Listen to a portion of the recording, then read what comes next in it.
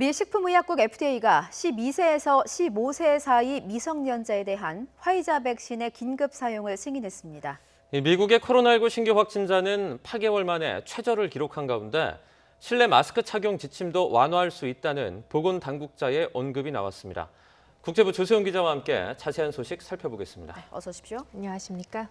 미 식품의약국 FDA 예상대로 청소년에 대한 화이자 백신의 긴급 사용 승인했군요. 네, 그렇습니다. 오늘 아침 6시 반쯤에 들어온 소식입니다. FDA는 12세에서 15세 사이의 자원자를 대상으로 화이자 백신을 임상 시험한 결과 효과와 안전성에 문제가 없었다고 밝혔습니다. 그래서 성인과 마찬가지로 주로 2차 접종 후 약간의 발열과 통증이 나타났지만 큰 부작용은 없었다는 설명입니다. 또 2회 접종 후에는 전염된 사례가 발견되지 않았습니다. 따라서 FDA는 12세에서 15세 미성년자도 성인과 같은 양을 2차례 맞도록 긴급 사용을 승인했습니다. 12세에서 15세에 대한 화이자 백신의 긴급 사용 승인은 최근 캐나다에 이어서 미국이 두 번째가 됐습니다. 지금 미국의 코로나 환자 발생 추이는 어떻습니까? 네, 존스홉킨스대 통계를 보면요. 현지 시각 9일 기준으로 최근 7일간 미국의 하루 평균 신규 확진자가 4만 명을 조금 넘었습니다. 4만 800명으로 집계됐는데요. 2주 전보다 30% 줄어든 것이자 지난해 9월 19일 이후 8개월 만에 가장 낮은 겁니다. 또 지난 1월 초 정점을 찍었을 때는 하루 30만 명까지 치솟은 바 있는데 그 이후에 백신 접종 덕분에 꾸준히 하향 곡선을 그리면서 이렇게 감소했습니다. 최근 7일간 미국의 하루 평균 사망자도 600명대로 하루 4천 명을 넘었던 올해 1월의 정점에서 크게 내려온 것을 볼 수 있습니다. 이렇게 상황이 개선되면서 실내 마스크 착용 지침도 완화될 수 있다. 이런 미국 보건당국자의 발언도 있었죠? 네, 그렇습니다. 앤서니 파우치 박사의 발언인데요. 파우치 박사는 ABC 방송에 출연해서 이제 실내 마스크 지침도 완화할 수 있을 것이라고 말했습니다. 더 많은 사람이 백신을 접종하고 있는 만큼 좀 더 자유로워질 필요가 있다는 겁니다. 다만 파우치 박사는 규제 완화를 위해서는 하루 확진자 발생 규모가 더 낮아져야 한다고 강조했습니다.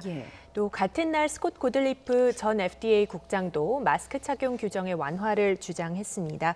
백신 접종률이 높고 코로나19 확산이 낮은 주의 경우 실내 마스크 착용 의무의 해제를 시작할 수 있다고 말했습니다.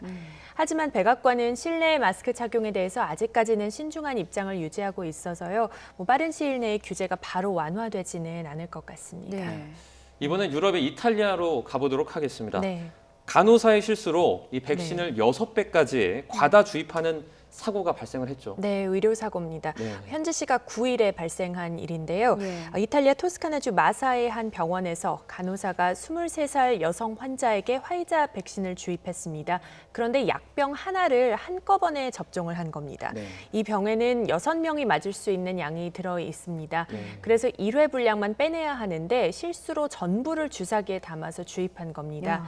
간호사는 접종을 마친 직후 이를 인지하고 병원 측에 곧바로 이 사실을 보고했습니다.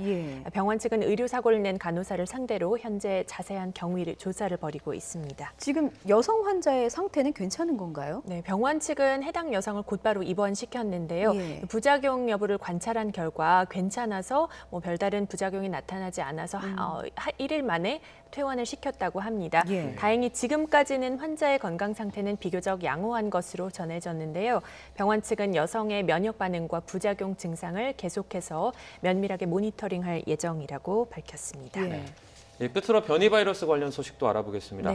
세계보건기구와 인도 변이에 대한 경계 수위를 높였죠. 네, 그렇습니다. WHO는 그동안 인도 변이에 대해서 이제 인도 변이를 우려 변이가 아닌 관심 변이로만 분류했었는데요. 인도 변이의 전염성이 높은 것으로 보인다면서 경계 수위를 우려 변이로 한 단계 높였습니다. WHO는 지금까지 영국과 브라질, 남아공 변이를 우려 변이로 분류해 왔는데 인도 변이를 이제 이 리스트에 추가를 한 겁니다. 우려 변이는 해당 바이러스의 본래 형태보다 전염성과 치명성, 백신의 효과 측면에서 더 위험하다는 점을 의미합니다. WHO는 그러나 현재의 진단과 치료법, 백신 효과는 여전히 유효하다고 판단했습니다. 브리핑 내용 들어보시겠습니다.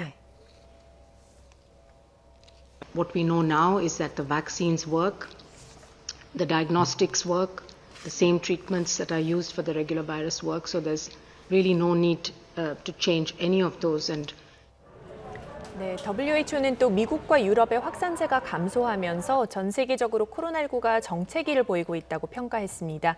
그러면서도 변이 확산과 사회활동 확대, 또 공중보건조치 완화 등으로 여전히 위험한 상황이라면서 특히 백신 불균형 문제를 해소하기 위해 국제사회가 협력을 강화해야 한다고 촉구했습니다. 네, 여기까지 듣도록 하겠습니다. 지금까지 국제부 조수영 기자였습니다. 잘 들었습니다. 고맙습니다.